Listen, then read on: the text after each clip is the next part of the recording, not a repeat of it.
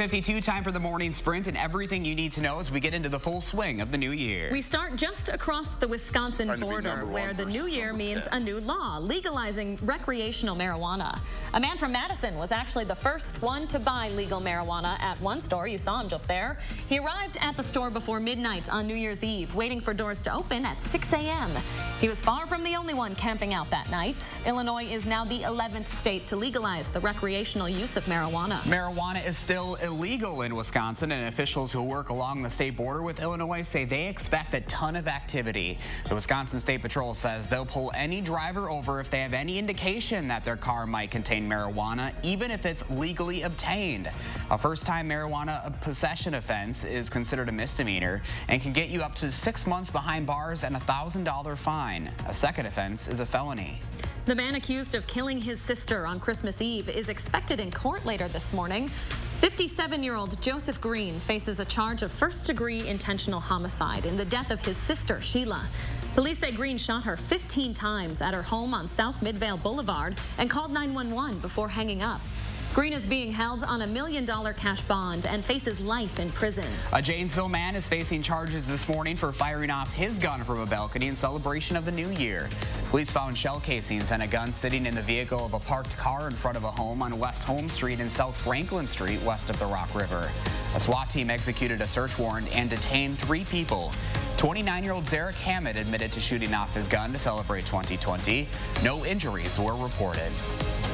We're starting off on a very mild note this morning. Current temperatures are in the upper 30s, close to 40 degrees across southern Wisconsin. Temps will climb to highs in the mid-40s today. Look for quite a few clouds this afternoon, maybe in a few sprinkles as well across southern Wisconsin. Thank you very much, Hattie. New this morning, at least 17 people have been declared missing and 1 person has died as fires continue to rage across Australia. Video from Reuters shows the fires burning in the state of Victoria, around 170 miles from the capital city of Melbourne. 24 communities have been completely isolated by the raging brush fires. So far, the fires have destroyed 10 million acres in Australia. We're following a developing story overseas this morning after days of violence at the U.S. Embassy in Iraq. That violence has stopped, but tensions remain high. Iranian-backed protesters set fires, threw rocks, and painted anti-American graffiti at the embassy for 2 days. They also destroyed a reception building at the compound's perimeter. The National Transportation Safety Board says plans are underway to recover the helicopter that crashed in Hawaii last week. That crash killed all 7 passengers on board, including Madison resident Amy Gannon and her 13-year-old daughter Jocelyn. They say the helicopter fell 100 feet after hitting a ridge. The NTSB says their goal is to move the wreckage to a secure location where it can be examined more thoroughly. A Milton English teacher is retiring and has to pay a $6,000 fine for defecating in a public park for more than 2 years. That's according to the Janesville Gazette. 60-year-old Jeffrey Churchwell has been defecating outside of and on a building at Natureland Park in the town of Whitewater. Churchwell started working for the Milton School District in 1990. His retirement takes effect January 16th. A local nightclub with a history of weapons violations is officially closed for the next 3 months. Visions nightclub closed their doors at 5 last night. The city's alcohol license review committee issued the club a 90-day liquor license suspension back in November. The club has decided in that time their doors will remain closed over the next few months. Residents of a building in downtown Madison are still in the dark this morning as part of a power outage that's last several days.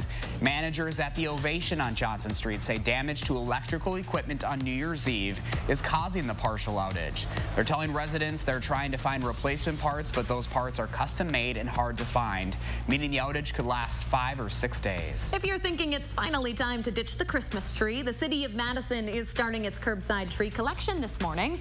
You should note they're only picking up trees. They won't accept wreaths, garland, or any other kind of holiday decoration.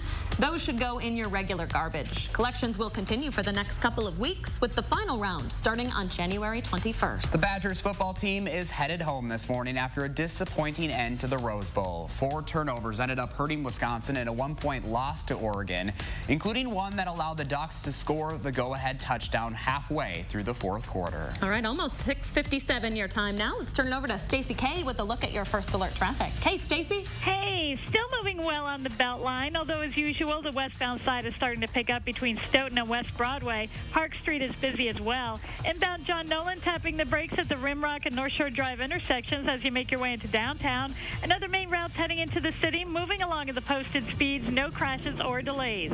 With your first alert traffic, I'm Stacey K.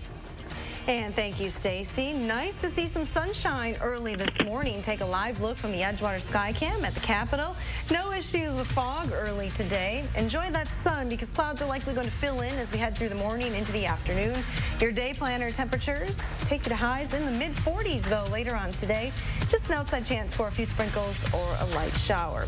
That extended forecast, though, keeps temperatures a little bit cooler heading through the weekend with highs in the 30s. Thank you very much, Hattie. And thank you for joining us. Go make it a great day, and we'll see you here tomorrow morning.